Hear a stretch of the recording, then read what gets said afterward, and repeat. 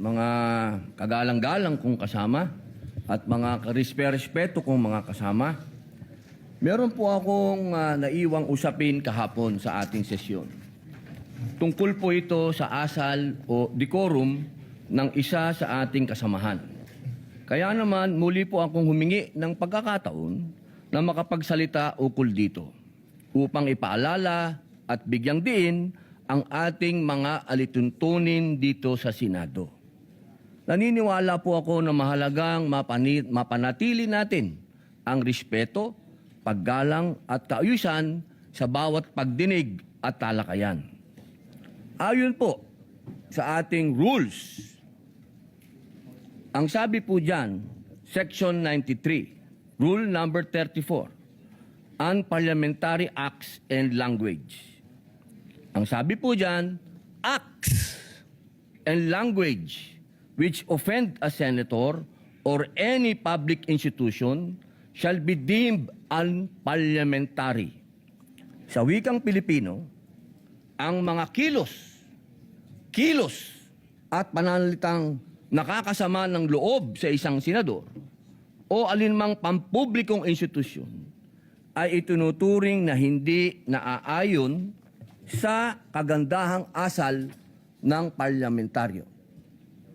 Malinaw po na sutuntunin na ito ng Senado na anumang kilos at pananalitang nakakasama ng loob sa isang senador o sa alinmang pagpampublikong institusyon ay hindi katanggap-tanggap.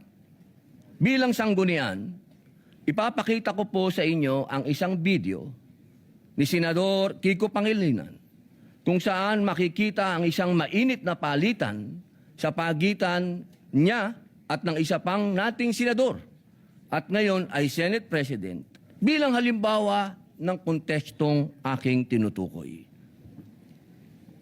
Pwede mo ba sabihin sa anak mo, anak, pag mali sila, gumawa ka na rin ng mali.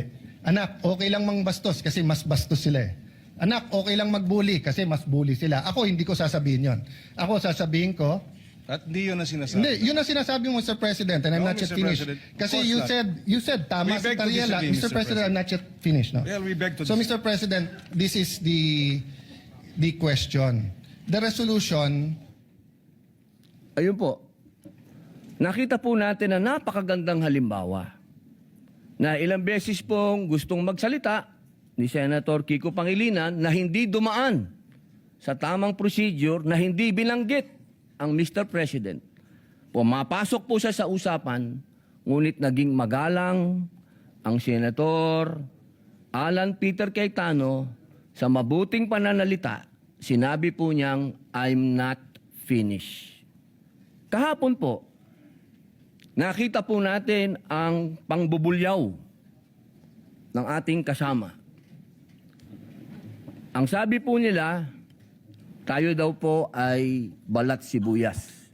Hindi po yan pagiging balat sibuyas. Ito po ay nasa rules of the Senate. At ang sabi din po ng ating dating Senate President, na ito daw po ay nangyayari talaga, nagsisigawan. Mga mahal kong kasama, kung ikaw ay nagsasabi ng iyong talumpati at ikaw ay passionate, okay lang yon. Pero para sigawan mo ang kasama mo, nasaan ang rules of the Senate? Si Ginoong Kiko Pangilinan ng ating senador ay ilang beses na pong senador. Ako po ay neophyte kung tawagin. Napakainam po sana kung pakitaan niya ako ng magandang asal at ipakita sa akin na ganito, iho, ang pagsasabi ng I'm not finished. Hindi yung I have the floor with the burning eyes and the very high voice. Ladies and gentlemen, on record po ito. Nangyari po ito on record sa Senado. Humihingi po siya ng pag-abot ng kamay sa akin, hindi na on record.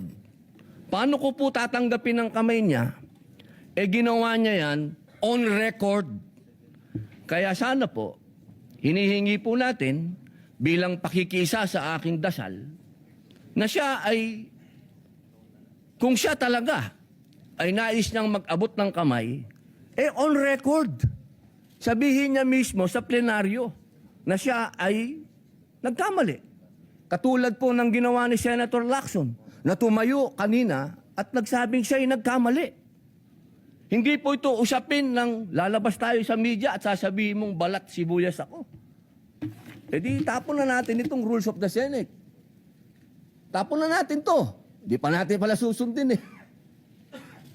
Mga mahal kong kasama, ang sinasabi ko dito, tanggalin natin yan sa record dahil ayokong mababasa yan ng aking mga anak at apo na ang isang Muslim senator ay sinisigaw-sigawan dito sa plenaryo. Yun lamang po. Maraming salamat po sa binigay niyong pagkakataon. Thank you very much, Senator Robin Padilla. We recognize once again Senator Kiko Pangilinan. Thank you, Mr. President. Mr. President, ang suggestion ko ay dahil napanood ko kagabi sa balita na nais pong magsampa ng ethics case laban sa atin na si Senator Robin Padilla. So ang suggestion ko, isampa na yung ethics case at doon na po sa ethics committee natin pag-usapan ito dahil marami pang ibang mga mas importanteng bagay sa aking paniwala ang dapat nating talakayin.